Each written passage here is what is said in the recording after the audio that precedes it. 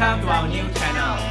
We actually plan to start this YouTube channel to document our migration process.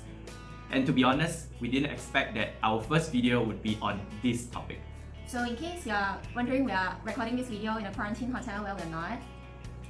And we're supposed to board our flight yesterday on 11th of June.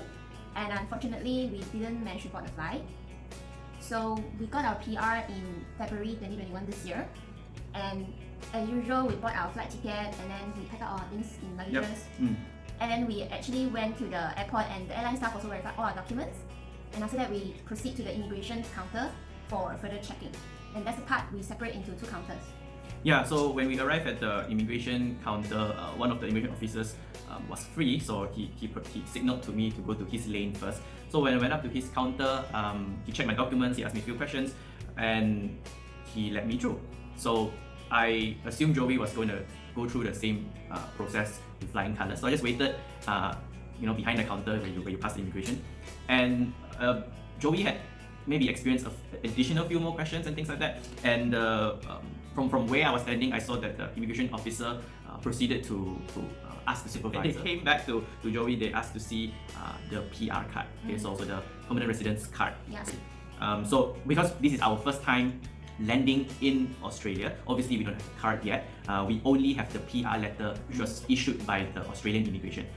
So we were telling the officer that it's impossible for us to get a physical PR card without being in Australia in the first place.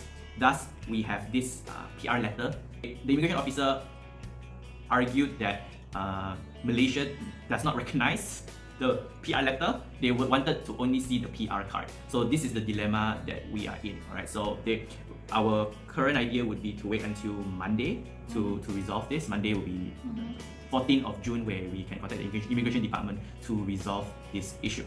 Actually, just want to elaborate, this is like an analogy that you bought a house, you're a new house owner, you have the S&P, but you need to actually travel physically to the location, to the house location, where they give you the key, right?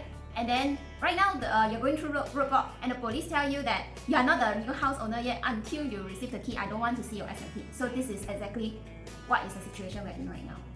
Yeah, so like at the roadblock, they will always want to see whether you're 10 kilometers away from your house.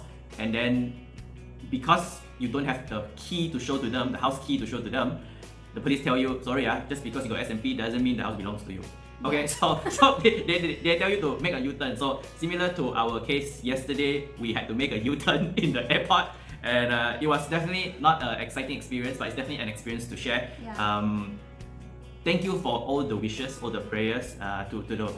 We are very touched, very blessed to have a lot of support coming in already.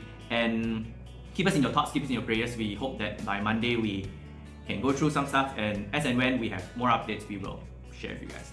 Thank you for all the wishes. Bye for now.